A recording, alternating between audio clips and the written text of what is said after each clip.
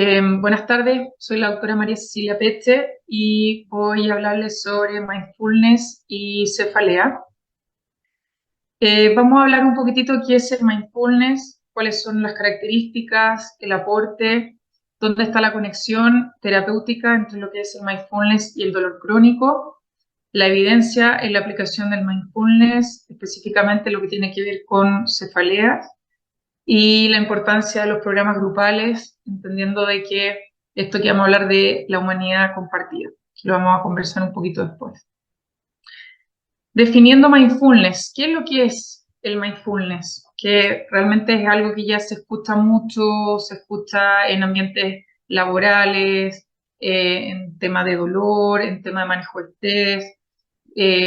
Es una práctica que lo que hace es que nos invita a poder cultivar la atención del momento en que nos estamos encontrando, es decir, nos permite poder prestar atención al momento presente. Eso implica lo que estamos pensando, cómo está la sensación de nuestro cuerpo, en qué emoción estamos en ese momento. Y para eso hay que entrenar nuestra mente porque en general nuestra mente es muy buena para poder planificar, ¿cierto? Para poder organizar y por lo tanto nuestra mente nos puede llevar muchas veces a estar constantemente adelante en el futuro o muchas veces nuestra mente nos puede llevar hacia atrás, hacia la rumiación, quizás lo que no hicimos mal y por lo tanto ocurre que esta mente viaja hacia un lado hacia otro y nunca podemos estar viviendo el momento presente como tal. Por lo tanto, es un entrenamiento, finalmente por eso es una práctica, porque en el fondo nosotros tenemos que estar constantemente invitando a nuestro cerebro a cultivar esta atención. ¿Y por qué es tan importante esto? Porque en general, cuando no podemos cultivar esta atención, en general funcionamos un poco en piloto automático y eso ocurre que frente a distintas situaciones, lo que hacemos es responder de manera bastante automática y no logramos a darnos cuenta de la situación en particular para poder responder de una manera más acorde a ella. Con respecto a la evidencia, mindfulness ya lleva muchos años en el cual ya se ha hecho bastante investigación. Hay que recordar que el doctor John Kabat-Zinn en Estados Unidos, en la Universidad de Massachusetts, comenzó a hacer un programa basado en mindfulness que viene, ¿cierto?, de la psicología budista. En el 82, ahí aparece, él empezó a hacer justamente un programa específicamente para pacientes con dolor crónico. Ahí es donde partió el tema de cómo se llevó el mindfulness desde el punto de vista como el área de la salud. Y ¿por qué coloco esto? Porque uno dice, bueno, ¿cómo se hace investigación en esto? Si en realidad esto como esta práctica de atención, eh, esto que se hacen prácticas de respiración o prácticas de meditación para llevar la atención al cuerpo, ¿cómo puedo llevarlo esto a la evidencia? Y claro, se generó un programa, se llama el Programa de Reducción de Estrés basado en Mindfulness, que es el MBSR, que es un programa que está muy estandarizado. Es un programa que dura 8 semanas, dura 2 horas y media semanales. Cada semana, en el fondo, vemos un tema distinto y hay un instructor que está a cargo de este programa y es un programa que es grupal, es un programa que es un taller psicoeducativo que después voy a explicar de qué se trata. Entonces, este programa como está estandarizado y en el fondo uno sabe qué es lo que tiene que hacer cada semana, qué temas se ven cada semana, efectivamente se puede poder ver ciertos distintos ámbitos de la medicina y qué respuestas tiene. Y aquí coloco esta foto porque justamente el MBSR se utilizó para poder estudiar en neurociencia, es decir, qué es lo que pasa a nivel cerebral cuando nuestro cerebro está, por ejemplo, en atención plena o cuando nuestro cerebro se va y no está en atención. ¿Qué es lo que pasa con las zonas cerebrales, con la corteza prefrontal, con la corteza singular anterior, con la ínsula, eh, con la amígdala? O sea, es súper relevante porque ya se sabe y se ha estudiado la implicancia que tiene la práctica de mindfulness en la neuroplasticidad cerebral. y cómo esa neuroplasticidad cerebral va generando también cambios, obviamente, en cómo nosotros nos relacionamos en nuestra vida, con nosotros mismos, con nuestro entorno. El MBSR, este programa, ¿por qué lo estoy colocando? Porque todos los estudios en general que uno va viendo en mindfulness hacen comparaciones de grupos control con grupos de estudio y utilizan la mayoría este programa de reducción de estrés. Y este es un programa que lo que busca es un programa más bien de tipo psicoeducativo, experiencial, que lo que hace es que podamos mejorar la habilidad de las personas para poder enfrentar de mejor manera situaciones adaptativas que pueden ser situaciones dificultosas en la vida, en particular, como sale ahí, condiciones de estrés, enfermedad, dolor físico y emocional. Y este es un programa, como bien lo dije, que dura 8 semanas, es una vez a la semana, que dura aproximadamente 2 horas y media, en el cual hay un instructor que va guiando este programa que es grupal, y uno va aprendiendo distintas prácticas, que son prácticas formales, como aparecen ahí, que tienen que ver con eh, concientizar pues, o empezar a prestar atención al cuerpo, principalmente lo que tiene que ver con la respiración, como un mecanismo de ancla al momento presente.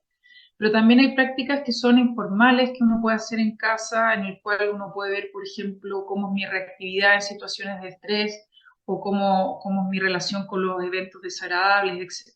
¿Ya? Entonces acá yo le muestro de manera muy rápida cómo se han hecho diferentes estudios en distintas áreas, en área oncológica, en área en dolor, como lo comenté anteriormente, pero también en áreas de trastorno de alimento, estrés, etcétera, etcétera. Ustedes ya saben, en el fondo, el dolor crónico en Chile tiene un impacto en la calidad de vida altísimo. Los estudios hablan aproximadamente un 32% de la población en Chile sufre dolor crónico. Y sabemos que el impacto, ahí están los porcentajes de todo lo que tiene que ver con alteraciones en la irritabilidad, el impacto en el autocuidado. Los pacientes tienden a estados depresivos mayores y por lo tanto un paciente con estado depresivo tiende mucho más a la rumiación mental, al catastrofismo, trastornos del sueño, etc. Y por lo tanto es ahí donde el mindfulness tiene una entrada importante para poder modificar este impacto en el paciente. Y la prevalencia del dolor crónico, el 42%, se habla que es por cefalea, es decir, la cefalea es un cuadro altísimo de dolor crónico y por ende eh, es importante considerar como una alternativa de manejo integrativo las prácticas de mindfulness. Y además, entendiendo que si es una cefalea crónica, que es donde en el fondo va idealmente apuntado, los pacientes con dolor crónico son pacientes que se saben que tienen diálogos internos, es decir, tienen una rumiación interna con mucho contenido autocrítico, con mucha falta de autocompasión, eh, son pacientes que tienen juicios críticos muy fuertes de ellos mismos y eso claramente altera mucho más la percepción del paciente, cómo vive ese dolor, cómo amplifica la conducta dolorosa y por lo tanto el sufrimiento de ese paciente es mayor. Entonces es súper importante y que nosotros lo hemos visto en los talleres pilotos que hemos hecho, en que en general los pacientes con dolor crónico, las cosas más fuertes que son es el tema del catastrofismo y un autocrítico muy fuerte. Y ahí el mindfulness es muy importante por lo que les había comentado de que hacer conciencia de esos pensamientos que en el fondo van visitando a uno, ¿cierto?, recurrentemente, y cómo darnos cuenta que esos pensamientos, que pueden ser pensamientos que son de una connotación más bien negativa, ¿cierto?, pueden generar en esos pacientes emociones que pueden ser súper destructivas. Entonces ahí donde el mindfulness puede tener una acción súper importante. Cosas importantes de estudios que se han hecho con respecto a mindfulness y cefalea. Volvemos con este programa de reducción de estrés basado en mindfulness, que hay un metaanálisis y una revisión sistemática. Pero me quiero quedar con lo que sale dentro del resumen, que en el fondo acá es un estudio que se hizo en relación con este programa MBSR, con una terapia cognitiva. Pero lo que hicieron acá fue comparar en el fondo la frecuencia, la duración o la intensidad como un factor a considerar del punto de vista si es que la práctica de mindfulness era eficiente o no, si una práctica que servía o no. Y la verdad es que cuando uno va a ver la evidencia con respecto al mindfulness, si sirve o no sirve, para poder interpretar esos resultados hay que entender cuáles son las bases del mindfulness. Porque si uno lo interpreta en que baja la intensidad o que baja la frecuencia, la verdad es que ese no es el objetivo del mindfulness. Y el objetivo finalmente que tiene cuando uno va a estas prácticas o cuando uno le recomienda estas prácticas a los pacientes es el cómo me relaciono con ese dolor de cabeza, cómo me relaciono con esa cefalea. Por lo tanto, las prácticas de mindfulness lo que buscan es una identificación del dolor como parte del cuerpo, pero no el cuerpo completo, y se va trabajando con las expectativas del paciente, ¿ya? Más que querer modificar algo, sino que tiene que ver el cómo aprendo a relacionarme de otra manera con estos eventos que pueden ser efectivamente fuera de nuestro control. Por lo tanto, es mucho más importante evaluar en el fondo el rol de la aceptación del dolor. Eso tiene una repercusión mucho más importante cuando uno ve los resultados, más si es la intensidad o la frecuencia. Y esto es un estudio muy bonito porque en el fondo acá lo que se vio es que hubieron diferencias importantes cuando se hizo un grupo de intervención con la terapia basada en mindfulness, lo que tiene que ver con cambios en la aceptación del dolor, cambios en los contextos cognitivos, que esto es lo que hablábamos de esto del catastrofismo de los pacientes, y el manejo de autoeficacia, que es en el fondo también cómo los pacientes van teniendo un mayor autocuidado de ellos mismos con respecto a su propia cefalea. Entonces, ¿qué cosas son importantes que se ha visto cuando los pacientes con cefalea hacen estas prácticas? Se ve que hay una disminución en la interferencia del dolor en las actividades diarias, es decir, porque ellos están mucho más conscientes y tratan, ¿cierto?, de saber cuáles son las actividades que a veces pueden desencadenar estas cefaleas y por lo tanto tratan de cambiar también sus actividades para tener menor interferencia, aumento del autocuidado y reducción de una imagen negativa del cuerpo. Eso también es importante porque lo que se trata de buscar es que finalmente el dolor físico, más que nada, no es tu enemigo, ¿cierto? Está en tu cuerpo, pero también tu cuerpo te requiere que haya un autocuidado justamente para poder, en el fondo, ayudar a que ese cuerpo esté mejor. Entonces, la imagen negativa, finalmente, lo único que hace es agravar más el cuadro. Entonces, ahí lo que trabajamos es esto de cómo volver a ver el cuerpo de uno, entendiendo que es un cuerpo distinto también, teniendo este dolor crónico.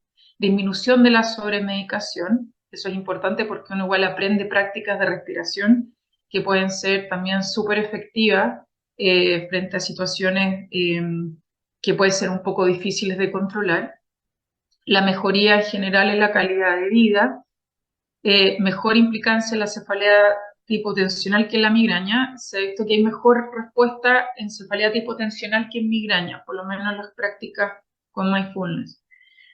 Hay mayores niveles de atención que en el grupo control, hay una mejor aceptación al dolor y eso invita a mayores emociones positivas, reduce la reactividad de los pensamientos reactivos que acompañan a la percepción del dolor. Eso es súper importante porque cuando se empiezan a dar cuenta de que los pensamientos o empiezan con una ansiedad, ¿cierto? O empiezan a pensar muy recurrentemente pensamientos negativos con respecto al dolor, logran darse cuenta de que están en este loop negativo, ¿cierto?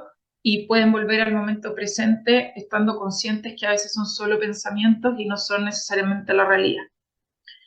Aumento la actividad parasimpática, eso también promueve la relajación muscular. Y se sabe ya que en el fondo todo lo que son las prácticas de atención, las terapias basadas en la compasión, son prácticas que tienen altos niveles de evidencia para lo que es el dolor crónico con diversas patofisiologías. Eh, Así que ya es una práctica que en realidad no es algo muy empírico, ya es algo que ya está muy estudiado, no solamente en lo que tiene que ver de qué es lo que va ocurriendo con los pacientes, sino que también a nivel de neurociencia, todos los cambios que se han visto desde el punto de vista en distintos lugares del cerebro, cómo existe también la neuroplasticidad con la práctica constante de lo que es la atención plena. Y acá les dejo, en el fondo nosotros ya en la clínica alemana estamos implementando, partimos con un piloto para pacientes con dolor crónico. Estamos haciendo un estudio piloto en el cual estamos recopilando información, eh, sobre todo lo que tiene que ver en la evaluación inicial de estos pacientes, lo que tiene que ver con el nivel de autocompasión que tienen, con el catastrofismo, el autocrítico y por lo tanto eh, estamos trabajando justamente para evaluar previamente y viendo cómo les ha resultado a ellos este taller. Y la idea es que estamos recopilando en este momento información para eventualmente poder también poder transmitirle a ustedes un poco la experiencia y cómo responden los pacientes con este tipo de terapia. En general, los tratamientos grupales son de lo que hemos hecho, nos hemos dado cuenta absolutamente de que en general los pacientes con dolor crónico tiene que ver esto que hablamos de la humanidad compartida. Cuando los pacientes están en un entorno en el cual hay otros, ¿cierto? Otros como uno, ¿cierto? Que sufren o que han vivido situaciones similares, eh, se genera inmediatamente un alivio, entendiendo de que no soy el único o la única que tiene esta misma situación y se empieza a generar una sensación hablamos de humanidad compartida, porque a veces pasa que los pacientes que sufren de dolor crónico, uno de los problemas que tenemos es el aislamiento y eso es clave. Los talleres grupales lo que hacen, a diferencia de los individuales, es que en el fondo saca al paciente del aislamiento y eso permite ver un otro y que ese otro tiene las mismas dificultades que uno y que ese otro en el fondo también pasa por los mismos pensamientos que uno. Entonces los talleres grupales en general da una información o da un poder, digo yo, un poder de sanación eh, que aporta muchísimo, muchísimo a la terapia individual. Así que esto para explicarles que en el fondo nosotros en la clínica ya estamos instaurando estos talleres.